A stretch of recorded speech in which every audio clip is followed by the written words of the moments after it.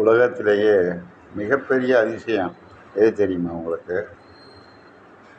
நாம் இடுகாடுகளில், அதாவது சுடுகாட்டில் எத்தனையோ பேர் இறக்கிறத பார்க்குறோம்.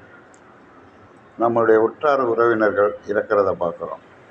பெரிய பெரிய தலைவர்கள் இறக்கிறத பார்க்குறோம்.